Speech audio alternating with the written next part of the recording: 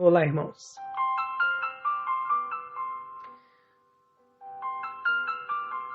Bom dia. Mateus capítulo 19 e o versículo 21 diz assim: Jesus respondeu: se você quer ser perfeito, vá, venda todos os seus bens, dê o dinheiro aos pobres e você terá um tesouro nos céus. Depois venha e siga-me. Por que Deus não pode nos salvar sozinho? Que pergunta diferente, não é mesmo? Deus não quer salvar o ser humano? Com certeza. A Bíblia não diz que Deus deu o seu Filho unigênito para que todo aquele que nele crê não pereça, mas tenha a vida eterna? Sim. E o que impede de Deus nos salvar sozinho? Ou seja, sem a nossa participação, sem nós precisarmos fazer nada. A resposta parece muito simples, e de fato é simples de falar, mas ela é muito complicada para poder exemplificar. Deus não pode nos salvar sozinho, porque a nossa vontade o impede. Você entendeu que essa é a única coisa que Deus não pode fazer? Muitas pessoas chegaram a dizer se Deus tem poder ou se Deus existe, porque Ele não faz uma pedra tão grande que Ele mesmo não possa carregar. Se Ele não pode fazer isso, significa que Ele não pode tudo. Então Ele não é onipotente. É claro que é uma comparação extremamente desprovida de raciocínio e completamente baseada apenas no mundo físico. Porque quando se fala de Deus, nós estamos além das questões físicas. Estamos falando de um ser atemporal e, ao mesmo tempo, fora dos limites do espaço, antiespacial também, antimaterial.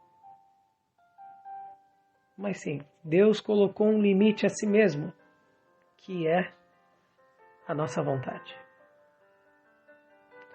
Você vê, por exemplo, este homem, no texto que nós lemos hoje, chegando até Jesus.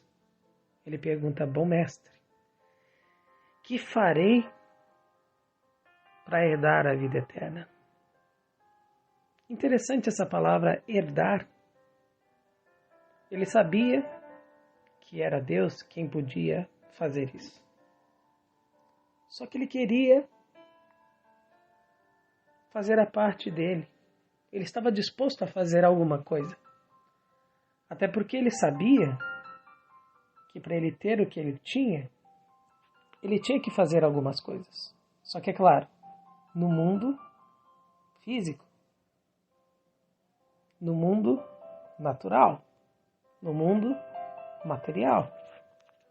No entanto, essas mesmas coisas o atrapalhavam de ver claramente o mundo espiritual. Então, Jesus disse se ele tinha guardado os mandamentos, porque são tarefas espirituais. E ele disse: sim, eu faço tudo isso. E Jesus vem e diz: só te falta uma coisa. Vende tudo o que você tem, dá aos pobres e você terá um tesouro no céu. Ponto. E depois venha e me siga. Para aquele homem, o que Jesus estava falando não fazia sentido nenhum. Porque como o físico tinha algum tipo de ligação com o espiritual. O espiritual era uma coisa, o físico era outra. Você percebe o que acontece com a nossa vontade humana? Sabe o que é? Muitas vezes nós pensamos que Deus sabe de muitas coisas, mas Deus não sabe mais do que nós sabemos sobre a nossa própria vida. Nós achamos que nós conhecemos o nosso limite. Nós achamos que nós sabemos até onde nós podemos ou não ir. Nós achamos que nós temos o controle da nossa vida. Nós achamos até mesmo que nós não conseguimos. Mas a verdade, meu caro amigo, minha cara amiga, irmão e irmã, é Deus quem sabe. Porque se você acha que tem muito poder, muita condição de fazer, como foi o caso do jovem rico, Deus mostra a você que, na verdade, sem Ele, tem coisas que você, de fato, não pode fazer. E a principal delas é ser salvo. Em segundo lugar, se você acha que não pode, que não tem condição, Deus mostra através do poder dele que você pode. Ele te fortalece. Ele te dá poder. Ele te faz resistir. O próprio apóstolo Paulo disse para Deus: Senhor, me ajuda nisso. Possivelmente era uma fraqueza que ele já chamava de espinho na carne. E o que Deus disse para ele? Ele já no momento que ele estava dizendo que não conseguia mais, Deus disse: você consegue sim, meu filho. A minha graça te basta.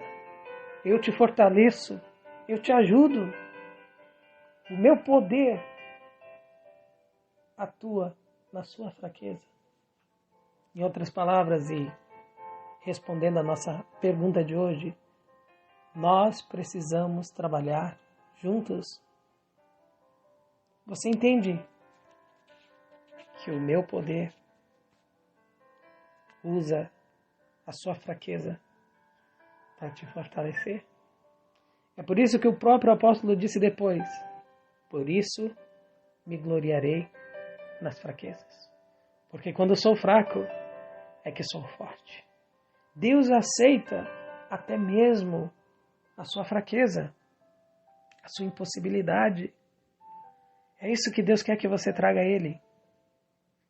É isso que Ele está disposto a receber. Mas aquele jovem rico, infelizmente, ele disse: eu acho que Deus não sabe tanto assim. Porque Jesus é Deus. Tanto que ele chamou Jesus de bom mestre. E ele disse: por que me chamas de bom? Não existe só um bom que é Deus. É claro que ele estava dizendo isso para poder mostrar ao jovem que sem Deus ninguém consegue. Jesus não poderia salvar aquele homem sem a vontade dele? Claro que não. Mas Jesus não queria? Claro que queria. O início do texto chega a dizer que Jesus, olhando para ele, o amou. Jesus olha para você hoje e te ama também. Independente do que você está fazendo agora. Independente do que você fez ontem. Independente do que você fez já faz muito tempo. Não importa os arrependimentos que você tem e deveria ter até talvez, porque a despeito disso, Jesus te olha e te ama, mas tem algo que te falta fazer. E esse algo Deus está chamando você. É claro que aquele homem, depois que doasse todos os bens dele, o que ele ia fazer? Como é que ele ia se sustentar? Como é que seria a vida dele? E aí Jesus vem e responde: vem e me segue. Significa que depois que eu e você fazemos algo que Deus nos chama para fazer, Ele nunca mais quer se separar de nós. Ele quer aumentar a intimidade, o relacionamento. Em outras palavras, a espiritualidade que você está precisando, o aumento da presença de Deus na sua vida, de ouvir a voz de Deus, depende disso. E Deus tem poder para ajudar você. Mas é claro, todo ser humano ele vive à beira de um penhasco, que é a perdição. São os nossos pecados, um abismo, a nossa natureza pecaminosa, os nossos defeitos. E Deus, sendo Jesus, Jesus é Deus, Ele não apenas estendeu a mão, Ele deitou no penhasco para nos segurar. Ele deitou e colocou o seu braço, os dois braços estendidos, tão perto de nós, como diz a Bíblia, perto está o Senhor daqueles que o buscam. A verdade é que Ele está perto de todos, mas quando você busca e olha, você vai ver que Ele está ali. A mão do Senhor está estendida para ajudar você a pagar essa conta que você não sabe como vai pagar, para ajudar você a ter mais autoestima, para ajudar você a falar melhor com a sua esposa, tratar melhor o seu filho, ser uma pessoa com mais compromisso, ser uma pessoa focada, ser uma pessoa vitoriosa sobre o vício. A mão de Deus está estendida para te ajudar. Não pense se vai ser fácil ou difícil, porque Deus é quem vai lutar por você. Então simplesmente segure a mão dele. E como diz o Salmo 23, deixa ele guiar você. Deixa ele guiar a sua vida. Amém? Porque Deus quer. E Deus vai salvar você de tudo que te machuca. Se você deixar. Se você quiser. Amém?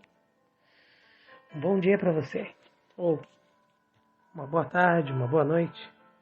Que Deus te abençoe.